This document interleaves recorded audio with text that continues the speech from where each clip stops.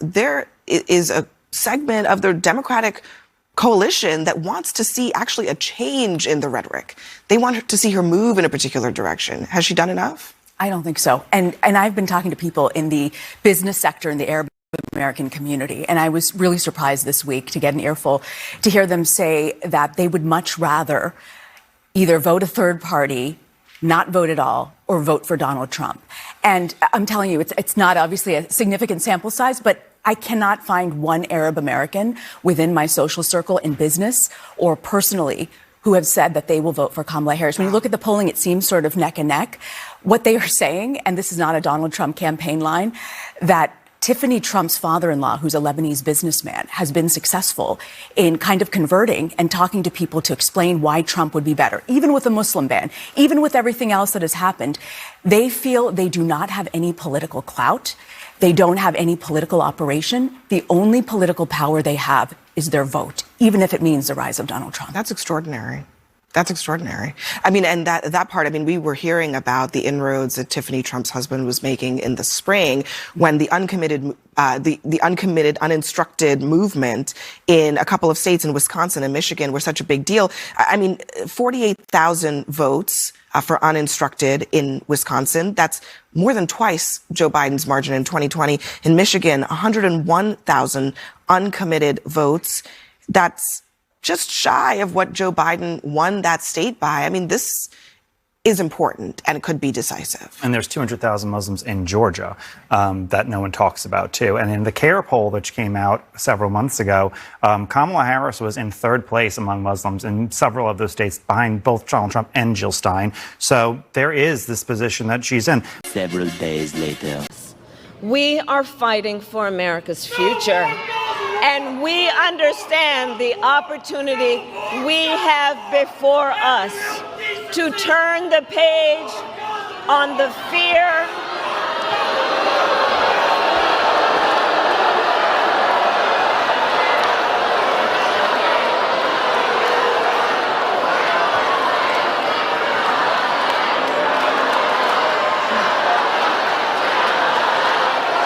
Boy, oh boy, oh boy, oh boy, oh boy. I gotta tell you guys, the closer that we get to Election Day, the worse that it seems to get for Kamala Harris. Okay, like I told you guys, we are witnessing one of the greatest political collapses in this country's history. Okay, as Trump has already flipped the popular vote in the polls. Trump is now the favorite to win the popular vote, which is something that a Republican hasn't done since George Bush versus John Kerry. And he's also winning in all of the swing states. Kamala Harris is losing endorsements left and right from entities that have traditionally supported the Democrats for decades. Like, for example, the Washington Post, the LA Times, the Teamsters Union, the Firefighters Union, and many more other entities that traditionally support Democrats. And now we have to talk about another group of voters that are abandoning Kamala Harris and the Democrats, and these are Muslim voters. Now, we have talked about Muslim voters before and them moving away from the Democrat Party. I remember just a couple of years ago when the Muslims were protesting against all of the wokeness that was being pushed in schools on children, right? The Muslims, they were very upset, okay? They were going off on the Democrats for the agenda they was pushing on kids in school. And I think that was the beginning of the Muslim community, at least in some pockets of the country, realizing that today's Democrat Party is too radically far left, even for them. Okay. Again, they're traditionally like more socially conservative. So I don't understand why Muslims were voting for Democrats in the first place. Actually, I do, because of the George Bush era. I actually do understand it, but we're long past that. Okay. And I think it's time for the Muslim community to vote more in line with their social values. And that means probably supporting Republicans, okay? And it seems like we're at the beginning of that happening, okay? Because what you guys saw there at the beginning of this video, Kamala being heckled into silence by anti-war protesters at a Michigan rally. And it seems like that tough black woman shtick that she initially had at the beginning of her campaign, that has also went away with the joy, right? I mean, she didn't look very tough there, okay? She looked very weak, okay? Because that heckler silenced her, right? She looked pathetic. She looked real weak, okay?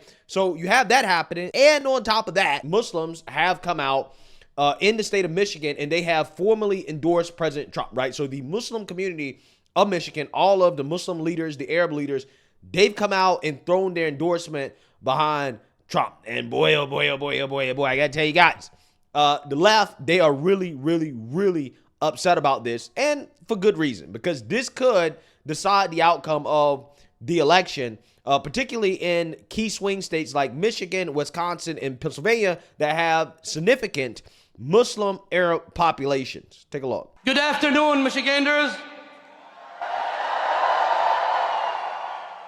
As the president said, we just had a positive meeting with President Trump. We as Muslims stand with President Trump because he promises peace. He promises peace, not war. We are supporting Donald Trump because he promised to end war in the Middle East and Ukraine. The bloodshed has to stop all over the world, and I think this man can make that happen.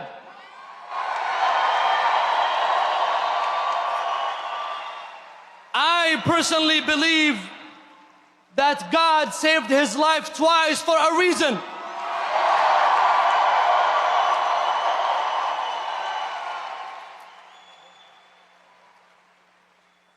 I believe personally that God has saved his life for a reason, which is to save the lives of others. We support Donald J. Trump for his commitment to promoting family values and protecting our children's well-being, especially when it comes to curriculums and schools.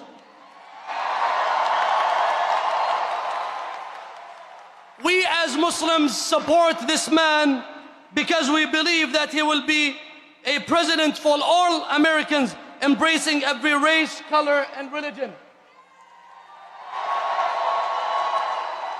We are with President Trump because we want a strong border.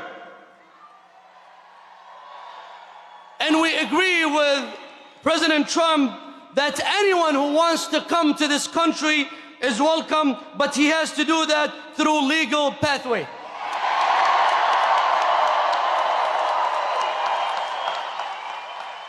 We are with President Trump because we want a strong economy. Don't you want that? We are with President Trump to make America great again through peace and justice for all. Lastly, Michiganders, I have two predictions for you for the next 6 months. Are you ready? Number one, the Detroit Lions will win the Super Bowl.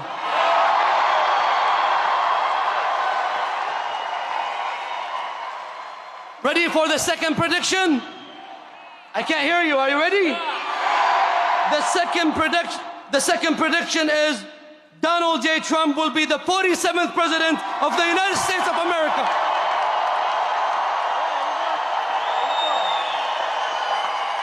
Okay? All right, God bless you all and God bless America.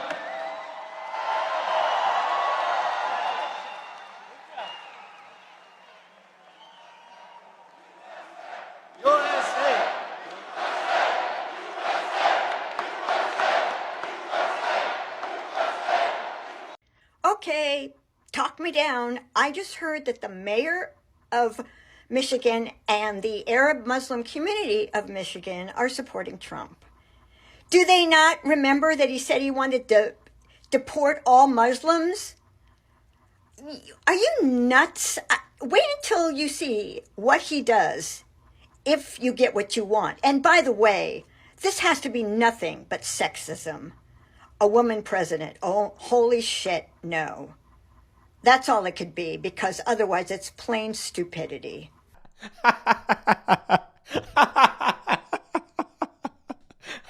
The mayor of Michigan. The mayor of Michigan. Fascinating, okay? Fascinating. These are the so-called tolerant liberals loving liberals in 2024, right? Not very tolerant or loving or liberal, to be quite honest with you, because as soon as you disagree with them, okay, that minority coalition, it seems as if, again, they don't really like those people anymore, right? They don't like Muslims. They don't like blacks. They don't like Latinos when they don't agree with Democrats. It's almost as if it wasn't about being pro people of color or pro, Muslim or all these other religions and stuff like that and pro diversity. It was about being pro Democrat, right? That is what it was about. Okay. So again, you have a ton of people that are melting down over this. Like, for example, Mark Lamont Hill, he took to X to say, this is shameful and wrong-headed and dangerous and not representative of even a fraction of the American Muslim community.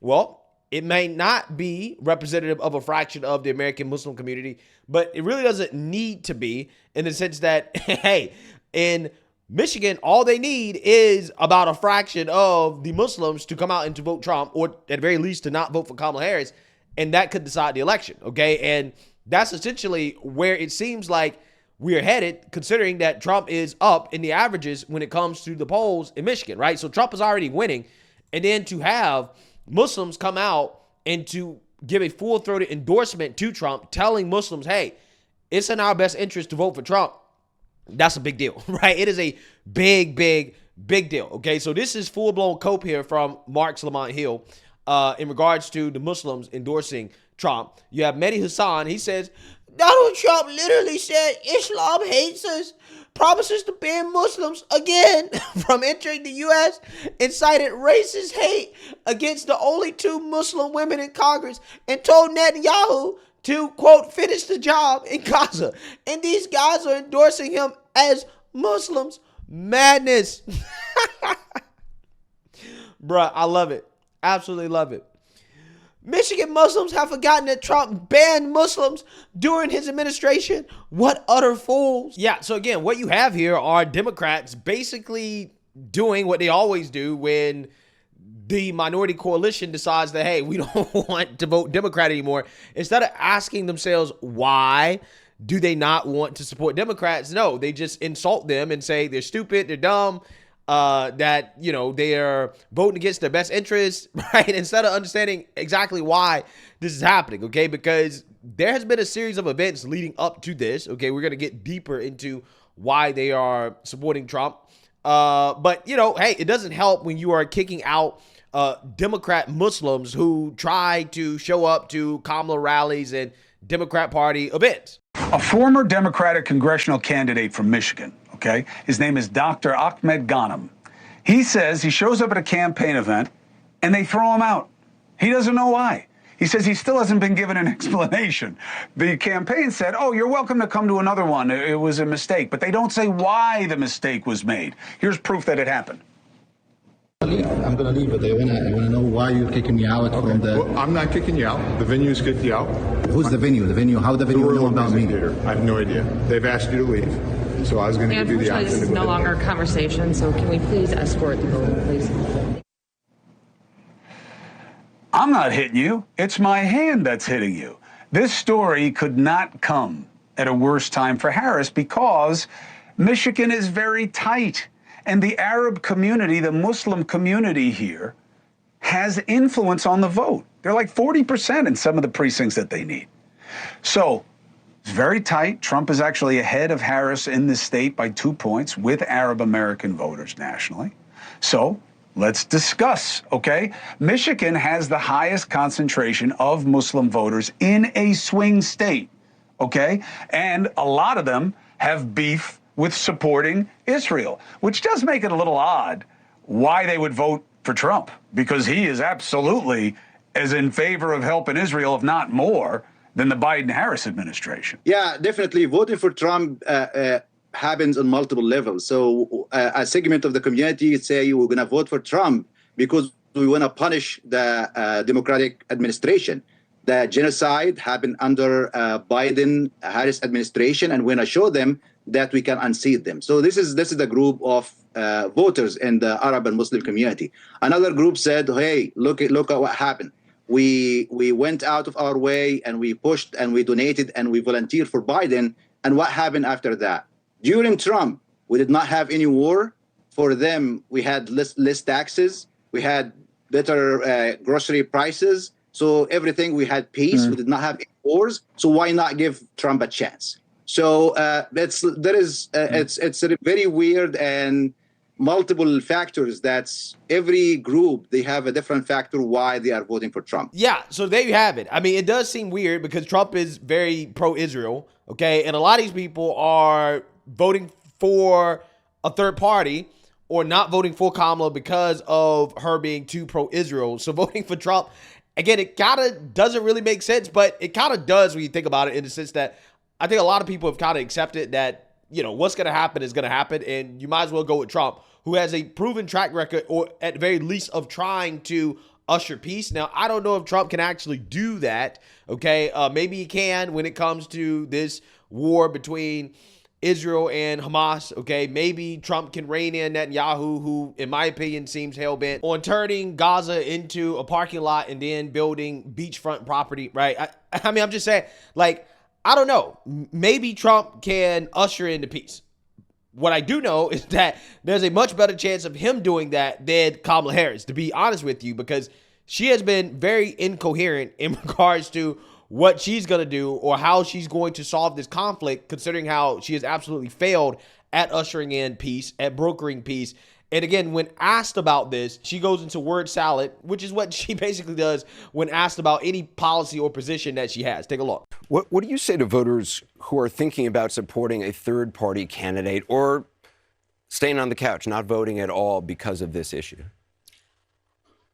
Listen, I am not going to deny the strong feelings that people have. I don't know that anyone who has seen the images who would not have strong feelings about what has happened, much less those who have relatives who have died and been killed. And I know people and have talked with people.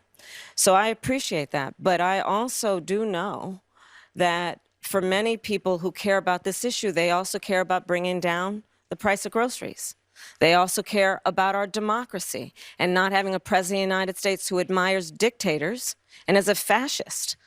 They also care about the fact that we need practical, common sense solutions from a leader who is willing to work across the aisle on behalf of the American people and not themselves.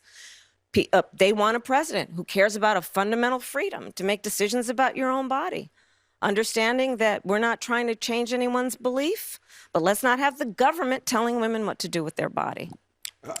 Yeah, so you see that, you heard that. That is another example of why Kamala Harris may be one of the worst politicians of all time, right? She is extremely mediocre when it comes to answering any question, okay? She was confronted on voters saying, hey, we're going to support a third party. We're not going to support you because it's conflict. And she can't even with a straight face say, hey, you should vote for me because I'm going to achieve peace, right? She can't even say that because she has been unable to do it, right? She's been a complete and total failure when it comes to this issue, okay? She has not been able to force Netanyahu to stop the war, okay? I don't think she has the ability to do so.